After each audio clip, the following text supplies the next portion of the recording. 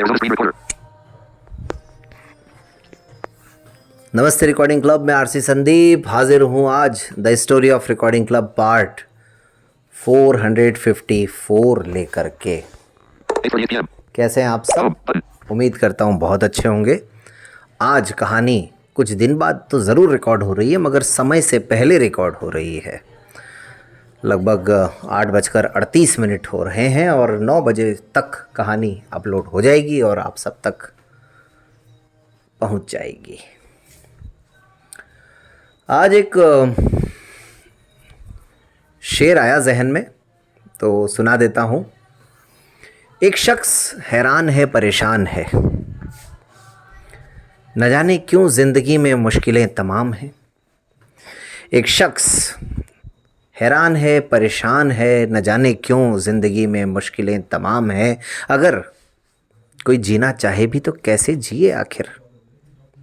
अगर कोई जीना चाहे तो कैसे जिए आखिर, जब कदम कदम पर इतने सारे इम्तिहान हैं, जब कदम कदम पर इतने सारे इम्तिहान हैं।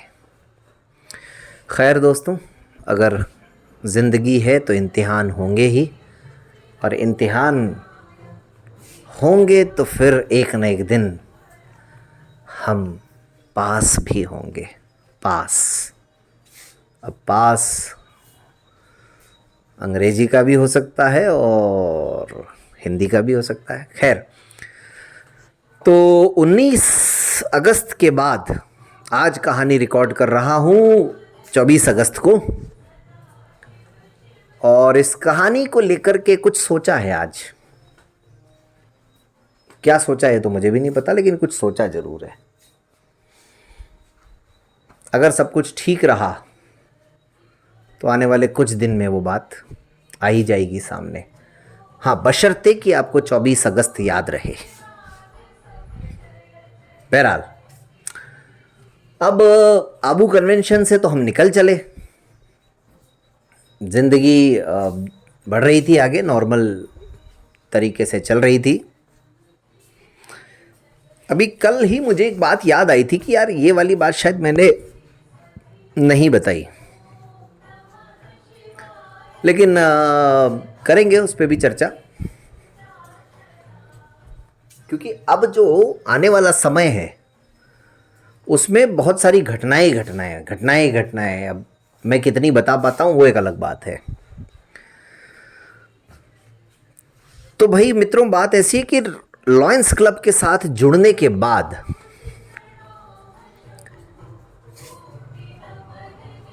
अचानक दिमाग में यूं आ रहा था कि आखिर एक टेस्ट लिया जाए, एक आजमाया जाए। और जो लोग मुझे जानते हैं वो तो समझते हैं, लेकिन जो नहीं जानते मैं उनके लिए ये बता दूं कि ये मेरा एक तरीका होता है काम करने का। टेस्ट कैसे लिया जाए, मैंने बहुत स्पष्ट तौर पर यह स्वीकार किया यहाँ पर कि मैं लॉयंस क्लब के साथ क्यों जुड़ा था। सिर्फ इसलिए जुड़ा था कि रिकॉर्डिंग क्लब के लिए कैसे वहाँ से मदद जुटाई जा सके, रिकॉर्डिंग क्लब को कैसे मुख्य धारा में स्थापित किया जा सके, और कैसे आज हमारे समाज में यानी दृष्टिबाधित समाज में एक चर्चा चल रही है कि हम बेनिफिशियरी की बजाय कंट्रीब्यूटर कैसे बने। तो रिकॉर्डिंग क्लब ने तो ये काम बहुत पहले ही कर लिया था। बस बात वही है कि रिकॉर्डिंग क्लब की आवाज़ नक्कार खाने में तूती की तरह ही है।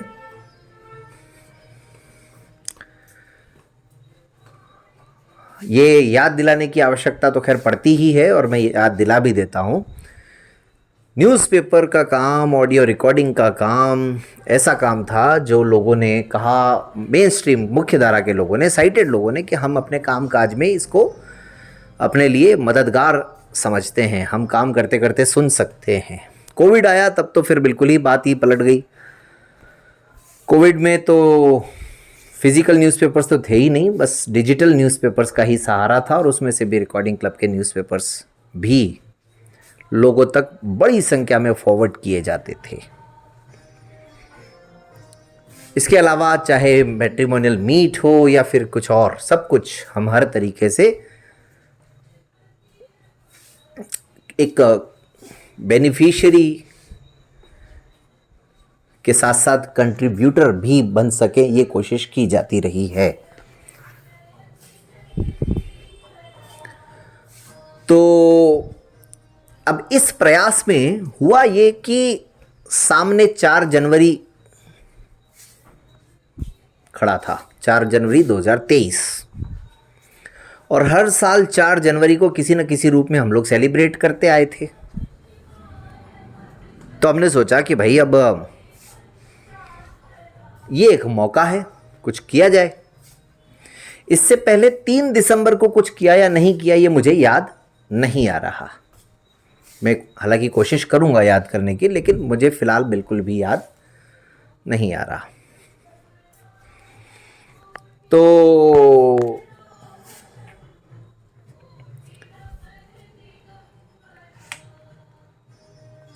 4 जनवरी 2023 को कोशिश की कि एक छोटा मोटा ही सही प्रोग्राम ऑर्गेनाइज किया जाए। आनंद फानंद में वो प्रोग्राम डिज़ाइन किया गया और फिर उसमें ये भी कोशिश की गई कि अपने कुछ साथी आ सकें बाहर से। हॉस्टल में, मतलब हॉस्टल तो नहीं था उस समय, लेकिन रिकॉर्डिंग क्लब ऑफिस में रहें, ब्रेल लिपि पर कुछ डेमोन्स्ट्रेशन हो, यानी कुछ दिखाया जाए लोगों को, मेन स्ट्रीम के लोगों को, कि ब्रेल लिपि होती क्या है, कैसे होती है। तो कुल मिलाकर के एक छोटा मोटा इवेंट किया जाए जिसमें लॉयंस क्लब को इनवाइट किया जाए। देखते हैं उनकी तरफ से क्या रिस्पॉन्स रहता है।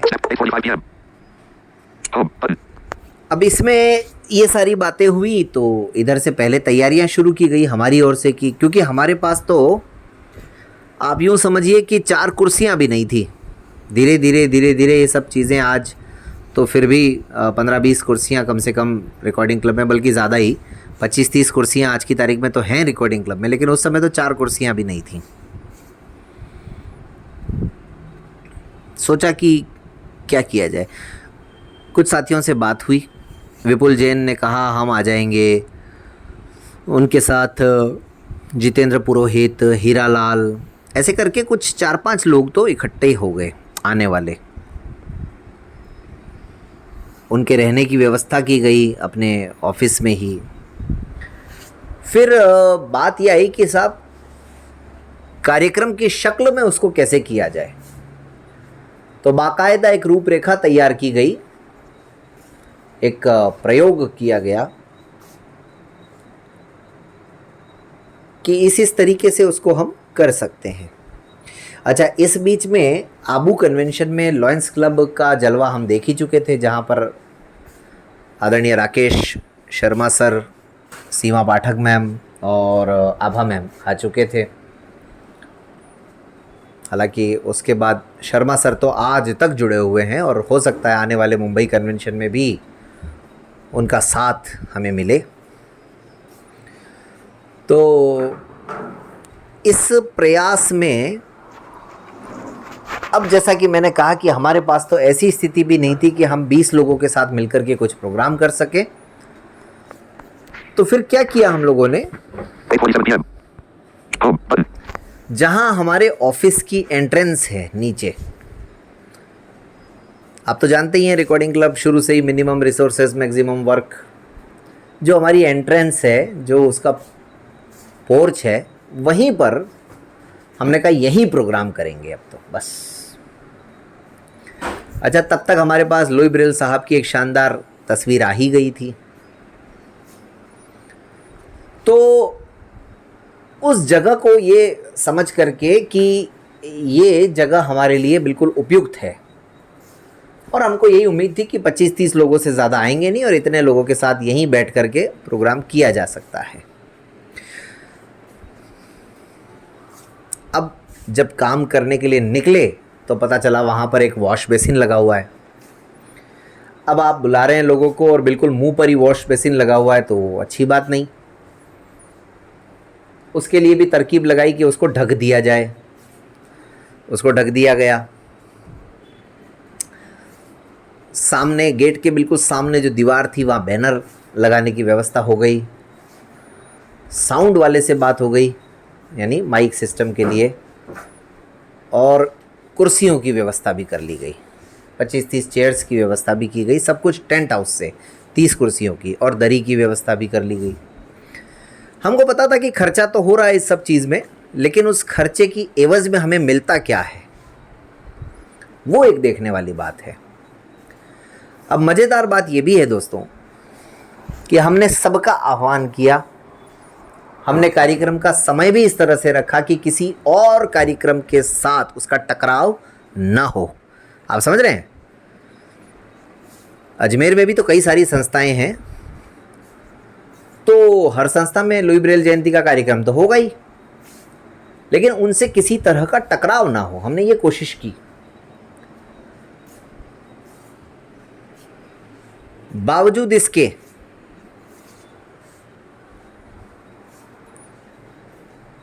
मज़ेदार बात देखिए कि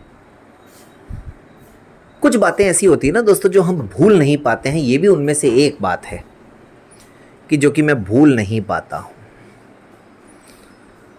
लेकिन वो कौन सी बात है? जो साथी करीब से जुड़े रहे उन्हें तो पता होगा, जो साथी नहीं जुड़े वो अब इस स्टोरी के माध्यम से सुन लेंगे या बाद में सुन लेंगे। लेकिन बड़ा दुख हुआ मुझे वो घटना देख करके, हमारे समाज का एक इतना बेफिक्र भरा अंदाज देख करके। लेकिन इसीलिए तो कहते हैं ना दोस्तों कि आखिर कोई जिए तो कैसे जिए जब कदम कदम पर इतने सारे इम्तिहान हैं, और उन्हीं इम्तिहानों को पार करते करते रिकॉर्डिंग क्लब और रिकॉर्डिंग क्लब के तमाम साथी, हम भी उसमें शामिल हैं, यहाँ तक पहुँच रहे हैं, पहुँच पा रहे हैं, और आगे भी पहुँचने की कोशिश तो करेंगे ही। बस ये इम्तिहान बीच बीच में जो आ जाते हैं, जैसे आज भी सामने खड़े हैं कई सारे इम्तिहान, तो अगर ये इम्तिहान ना हो, हालांकि इम्तिहान अगर नहीं होंगे तो फिर वो कहते हैं ना कि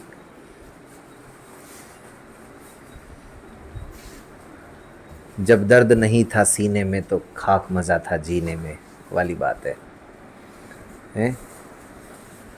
अब के सावन, पता नहीं हम भी भीगे सावन के महीने में, ऐसे कुछ है ना, तो वही वाली बात। लेकिन अब इसके लिए इस कहानी का पार्ट 2 सुनने के लिए इंतज़ार करना पड़ेगा आपको कल तक का, और क्या क्या हुआ इस कार्यक्रम में, कैसे इसकी रूपरेखा तैयार हुई, पूरी तरह से कैसे कार्यक्रम को अंजाम तक पहुंचाया गया, और आखिरकार वो कौन सी घटना थी जो आज तक याद है। हालांकि उसको बताने में भी एक रिस्क है, लेकिन मैं बताऊंगा ज़रूर, और बिना नाम लिए ही बताऊंगा, ये भी तय है।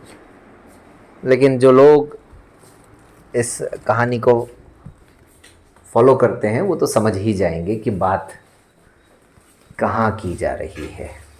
धन्यवाद। लेकिन धन्यवाद से पहले रिकॉर्डिंग क्लब चैनल को सब्सक्राइब अगर नहीं किया है तो करें। The story of recording club, जो लोग सुनते हैं 25-30 साथी, वो तो कम से कम लाइक करें, तो एक रिकॉर्ड बन जाए कि 30 ही सुनने वाले और 30 he likes. Recording club YouTube channel पर जो भी वीडियो आपको पसंद आता है उसे अपने दोस्तों के साथ शेयर ज़रूर करें। रिकॉर्डिंग क्लब ऐप भी आपके लिए तैयार है। रिकॉर्डिंग क्लब यूट्यूब चैनल पर फ़िलहाल तो मुंबई कन्वेंशन की धूम है, उसके वीडियो को काफ़ी सुना जा रहा है। आप लोगों ने भी नहीं सुना है तो जाकर के सुनिए, और अगर आने का मन है तो कन्वेंशन के लिए जल्दी जल्दी रजिस्ट्रेशन करवाइए। चलिए अब मिलते हैं फिर अगले एपिसोड में।